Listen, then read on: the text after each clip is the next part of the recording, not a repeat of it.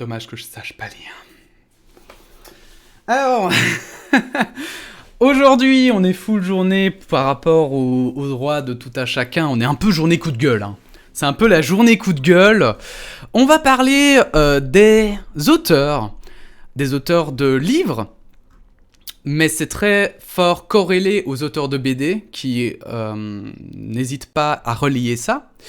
Et aujourd'hui, on va se lire un thread pour la première fois. Deux threads, en vrai, sur Twitter. Deux threads hyper intéressants sur les revenus qu'ont les auteurs de livres et de bandes dessinées. Il y a pas très longtemps en France, oui, ce sera en France, je suis désolé, mais en Belgique, on n'a pas trop de chiffres, mais je pense que ça doit être à peu près pareil. Donc le combat en France me semble très fort lié au combat en Belgique. Et il y a un rapport en France qui est sorti pour analyser cette situation, qui s'appelle le rapport Racine. Et en fait, ce rapport est sorti juste un tout petit peu avant la pandémie, je pense. Et le problème, c'est que la pandémie a complètement occulté ce rapport. Les journaux en ont quasi pas parlé.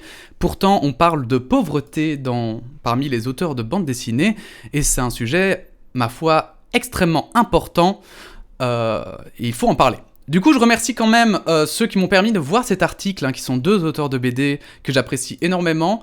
Il y en a un, c'est Aurélien Fernandez, je pense. Si je dis pas de conneries, attendez, je vais regarder. Je pense que c'est Aurélien Fernandez, et en tout cas, il y a Aurélien Fernandez et Tornebull.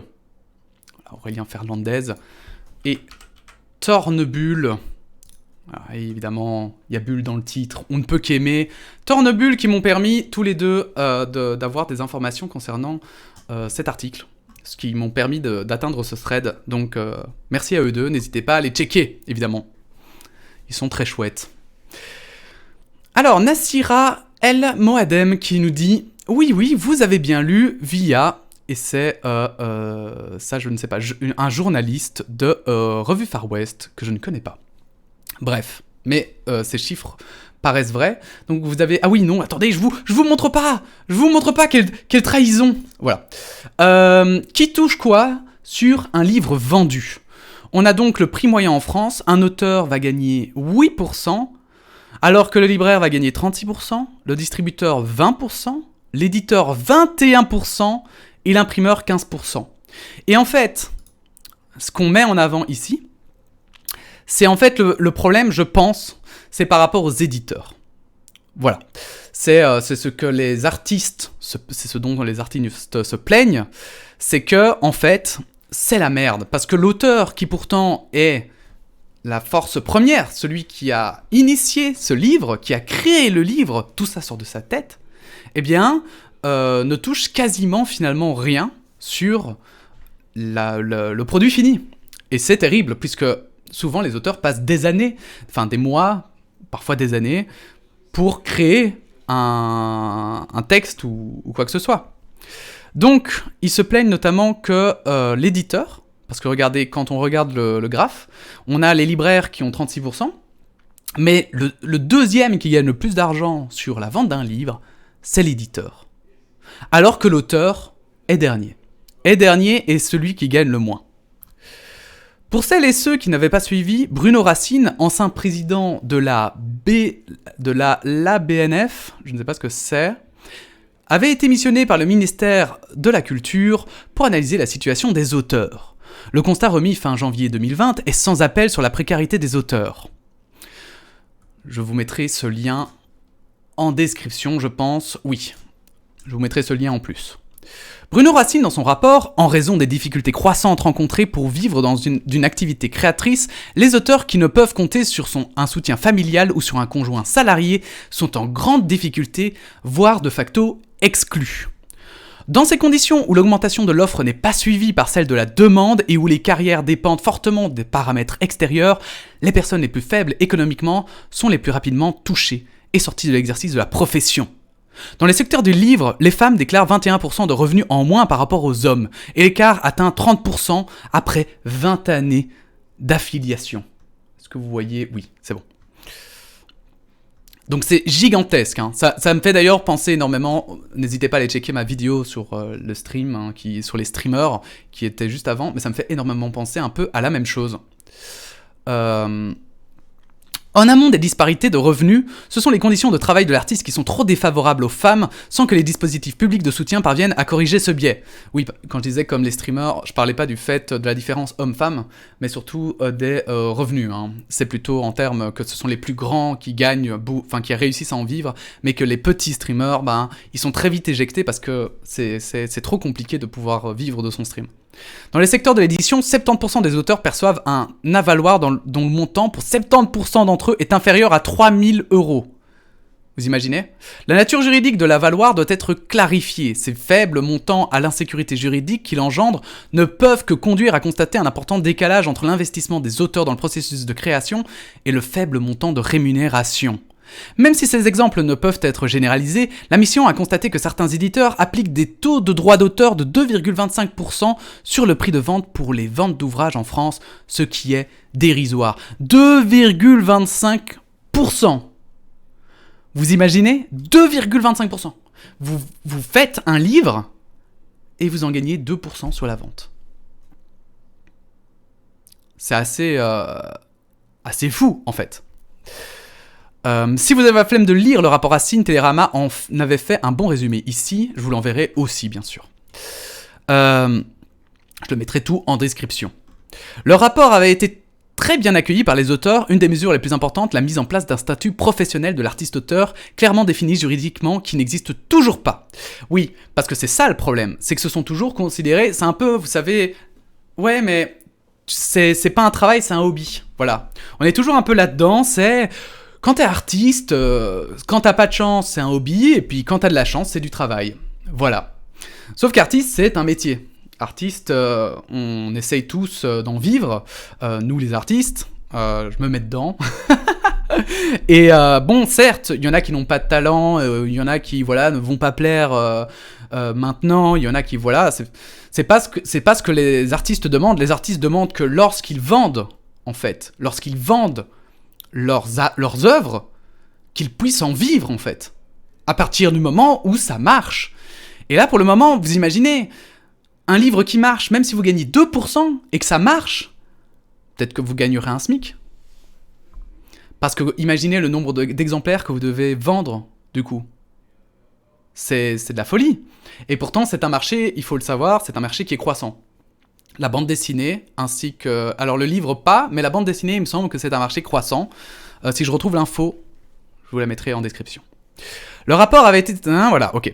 Bon, eh bien, 1 an après la remise du rapport Racine, force est de constater que les mesures sont restées lettres mortes. Si cela vous intéresse, suivez Ligue Auteur Pro qui se bat pour les droits des auteurs, qui fait un suivi minutieux du dossier. Tout à fait, je vous invite aussi à le suivre si cela vous intéresse. Et comme rien n'avance, des auteurs de bande dessinée menacent de boycotter l'édition 2021 du festival d'Angoulême. Ils avaient déjà fait entendre leur voix en 2020 pour protester contre un rapport non suivi des faits. Exactement. Donc le plus grand festival de BD, il y a des auteurs qui ont boycotté l'édition de ce festival pour dire que leurs conditions de travail n'étaient pas acceptables. Et en effet, ça n'a rien changé. Genre au contraire, les éditeurs pleurent en fait. Ils font « Oh non, mais vous savez, nous on a des frais !» Et les auteurs de BD sont « Bah nous on doit payer notre loyer, nous on doit vivre en fait. Et vous, vos frais si prenants, hein Enfin voilà. Je parle ici de la situation sociale et financière des auteurs que je commence à connaître un peu. Je ne me prononce pas sur les autres métiers de la chaîne du livre, évidemment essentiels. Oui, la valorisation et donc la rémunération du travail des auteurs est problématique. Suivez Samantha, alors je vais pas tous les lire, parce que voilà, Ligue Auteur Pro, Charte Auteur, Denis Bargeram, finalement je les ai tous lus quand même, qui connaissent ce sujet bien mieux que moi et qui font un boulot incroyable pour améliorer la situation des auteurs en France. Précision utile, évidemment que chaque métier a ensuite ses propres frais fixes, cotisations, etc. Mon propos est de pointer ici la situation inacceptable des auteurs objectivée par le rapport Racine. Et devinez quoi ? Même les auteurs ont des charges. Et en fait c'est ça, beaucoup de gens c'est pour ça que j'en fais une vidéo, c'est parce que beaucoup de gens mettent ça en perspective et disent ouais mais bon tout le monde a des frais, etc. C'est pas facile pour tout le monde, etc. C'est pas parce que c'est... Ah, journaliste présentatrice, arrêt sur image. Ah, j'avais pas vu. Voilà, mais merci Twitter. Euh, c'est pas parce que effectivement vous êtes dans la mouise et que les autres, même dans votre entourage, sont dans la mouise et qui travaillent et qui sont pas artistes, que pour autant les artistes n'ont pas raison. C'est ça qui est important. Il faut prendre un peu de distance, il faut prendre un peu de recul et se demander est-ce que vraiment, objectivement, ce qu'ils disent est vrai. Parce qu'évidemment, il y a parfois des gens qui se plaignent pour rien, il y a des professions qui se plaignent pour rien. On a vu des politiciens se plaindre. Voilà, l'équipe de France de football qui avait fait grève parce que selon eux, ils n'étaient pas payés assez alors qu'ils étaient payés 10 000 € par mois. Bon, voilà. Mais pour savoir si c'est réellement abusif ou pas, il faut objectiver la chose, et c'est en fait le rapport Racine, c'est exactement ce qu'il a fait. C'est quelqu'un d'extérieur, en plus du gouvernement, donc on pourrait croire qu'il a un côté, on pourrait se dire qu'il n'est peut-être pas si indépendant que ça, et pourtant, malgré ça, eh bien, il a dit qu'il y avait un gros problème dans l'édition. Et donc, on va passer à l'autre thread que j'ai pris d'Adrien Thomas, écrivain, administrateur de charte auteur et Ligue Auteur Pro, qui, toujours important de savoir, qui parle évidemment, hein, qui écrit, surtout quand c'est des opinions personnelles. Allez, j'ajoute un petit commentaire de texte pour bien expliquer où est le problème. Pour l'occasion, j'ai ressorti Paint, Tremblay. Alors il a ressorti Paint parce qu'en fait, il explique beaucoup plus profondément, avec des petits schémas pas piqués des hannetons, le problème des auteurs. On va reprendre le graphique du dessus, qui n'en déplaise à certains, est vrai. Imprécis et incomplet, mais vrai néanmoins. On va simplifier au cas des auteurs, éditeurs et libraires. Ça, c'est donc un livre, ok ? Ça, c'est un livre, avec les différentes proportions, avec la plus petite, qui est donc l'auteur. Est-ce que vous le voyez ? Oui, non, moyen. Moyen, attendez, je vais ouvrir comme ça, voilà. Ah, quoi ? Ah oui, pardon. Twitter qui fait des siennes. Voilà, donc ça, c'est un livre, ok ? Le plus petit, c'est donc l'auteur. Le plus gros, c'est le libraire, ok ? Ah ben non, même pas. Donc, j'ai dit des conneries. Mais attendez, il va tout préciser. Mais l'auteur, j'avais raison. Le prix de vente d'un livre est divisé peu ou prou comme l'indique le graphique. Une part pour l'auteur, une pour l'éditeur, le libraire, le diffuseur, le distributeur, l'imprimeur, la TVA, qui est donc l'État, c'est normal. Tout le monde paye des taxes. On note qu'on accepte 8% de base pour un auteur. En vrai, c'est souvent moins. Voilà. Moyenne 8%, mais c'est vrai que dans les 8%, il y en a qui ont 12%, mais du coup, il y en a beaucoup qui ont 2,5%. Et ça fait mal. Alors, généralement, c'est là où ça rage. Le graphique ne prend pas en compte le fait que les éditeurs et les libraires, ils ont des charges, des gens à payer, des loyers, tout ça. Les libraires, notamment, font une marge risible sur les bouquins vendus autour de 0,6%. Donc ça, c'est quelque chose d'important, parce que ça objective un peu la chose. C'est qu'effectivement, voilà, l'auteur, il gagne 8%, mais le libraire, il a une marge de 0,6%. Donc c'est pas grand-chose non plus, d'accord ? C'est presque rien, au final. Mais d'une part, ce ne sont pas les seuls. Les auteurs aussi payent leurs cotisations dans la douleur. Coucou, on attend toujours votre site bug-free. Je crois que c'est à mon avis le truc des droits d'auteur. On des charges, des ateliers, parfois du matériel à acheter, etc. Le coup de « oui, mais nous, on a des charges, stop ». Et ça, c'est un peu la même problématique que j'expliquais pour les streamers.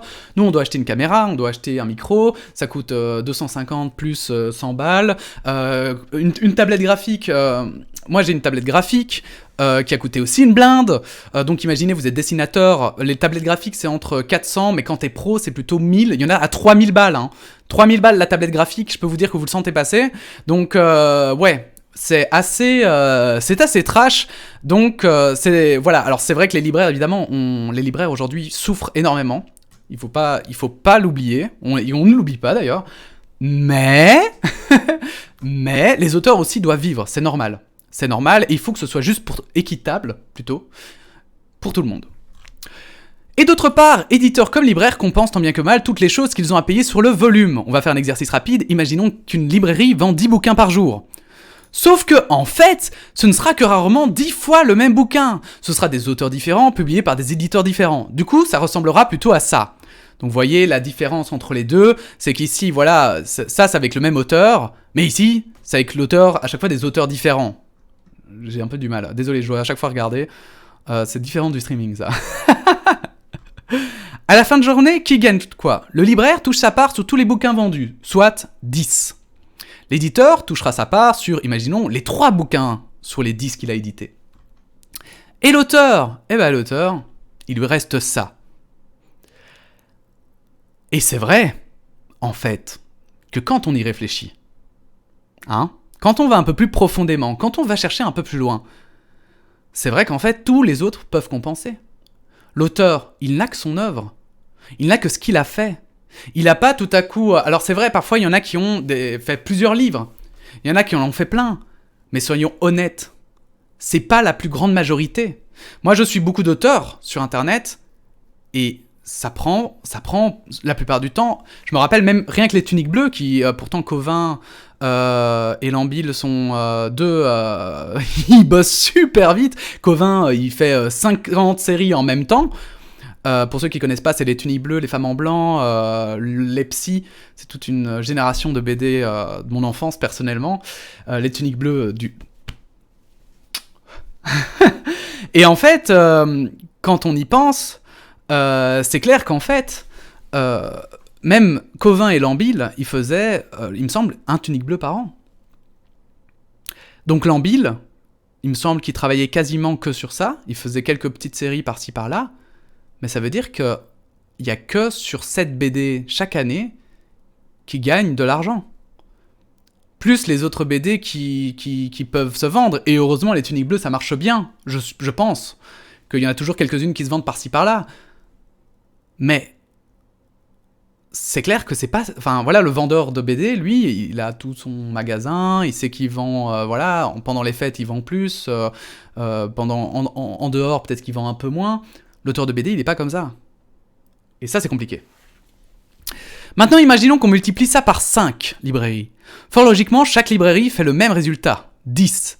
L'éditeur, en revanche, va vendre ça. Et ça, c'est gigantesque. Donc, et l'auteur, ça. D'accord? L'auteur, il gagne ça, l'éditeur, il gagne, du coup, tout ça, quoi. Pour que ce soit encore plus parlant, on va faire x10, soit 50 librairies qui vendent ainsi. On va empiler, ce sera plus parlant. Voilà ce que je veux dire quand je parle de volume. Et là, pendant que l'éditeur gagne sur tout ça, l'auteur, il gagne ça. Alors que c'est son travail.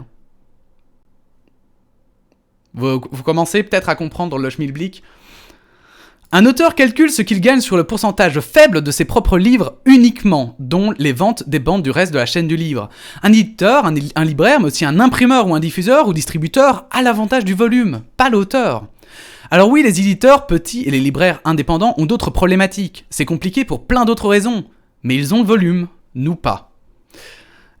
Et c'est vrai. Enfin, selon moi, tout ce qu'il dit est très logique et très vrai.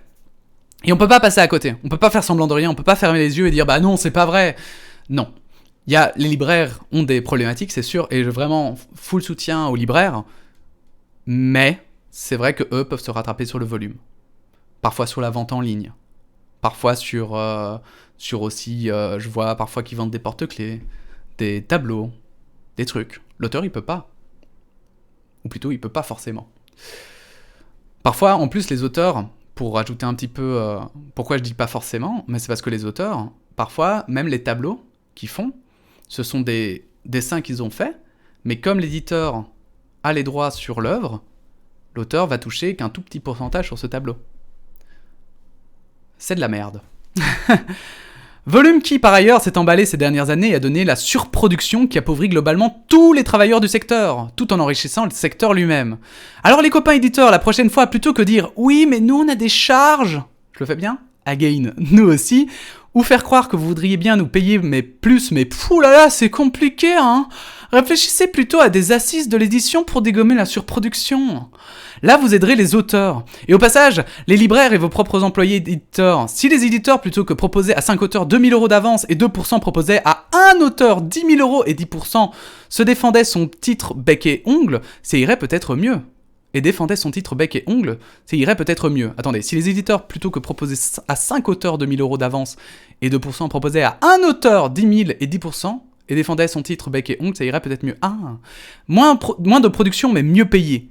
Quand vous aurez fait ça, déjà, quand on n'aura plus une proportion indécente d'auteurs et d'autrices sous le seuil de pauvreté, revenez nous dire que vous galérez avec vos charges. On écoutera sans rire cette fois. Voilà, alors moi, est-ce que il faut limiter le nombre d'auteurs? Ça, moi, je suis absolument pas bien placé pour en parler. Ça, c'est clair. Moi, là-dessus, je pourrais pas vous le dire. Maintenant, c'est clair qu'il vaut mieux peut-être qu'il vaut mieux qu'il y ait une meilleure sélection, mais qu'au moins les personnes qui travaillent dedans puissent en vivre, plutôt que plein de BD, et puis au final, qu'il y ait plein de personnes qui travaillent, mais presque, enfin, comme des esclaves, parce qu'ils sont pas assez payés. Et moi, je dois bien admettre que justement, ces frais d'édition, ce serait bien qu'ils soient un peu... qu'on ait plus d'informations dessus, en fait. Parce que ces frais d'édition, est-ce qu'ils font, en tout et pour tout, est-ce qu'ils font une marge dessus? Est-ce qu'ils ont des bénéfices sur le total de leur vente? Alors, j'utilise peut-être les mauvais termes, mais ce que je veux dire, c'est est-ce que finalement l'éditeur ne prend pas trop? Est-ce que c'est pas lui qui prend trop? Puisque les libraires ne semblent pas prendre trop. L'imprimeur, ça, ce serait à voir aussi. Est-ce que l'imprimeur, vu qu'il a du volume, est-ce qu'en fait, il pourrait pas baisser son pourcentage? Le distributeur, quel est son rôle réel? Je suppose que le distributeur, c'est peut-être celui qui s'occupe d'acheminer les bandes dessinées, etc. Mais voilà, ça doit être un effort collectif, parce que c'est pas normal qu'un auteur ne gagne que 8% de ce qu'il a créé, même s'il a pas de gens à payer. Et en plus, c'est pas toujours vrai. Tu peux pas passer... Enfin voilà, je pense qu'en plus, si ça se trouve, peut-être qu'en passant juste à 15%, il peut vivre. Il a peut-être pas besoin de 50% des revenus. Mais il faut que ce pourcentage augmente, c'est sûr. C'est certain, ça. Bon, voilà, n'hésitez pas évidemment à donner votre avis en commentaire. J'espère que cette vidéo vous aura permis d'avoir un autre regard sur l'édition. N'hésitez pas à laisser aussi un pouce bleu, à donner votre opinion. Et puis on se retrouve bientôt pour une autre petite vidéo. Hein. Allez, à plus! Toujours à faire les deux, hein. Toujours à faire les deux, et après j'oublie de faire... Bon bref, à plus.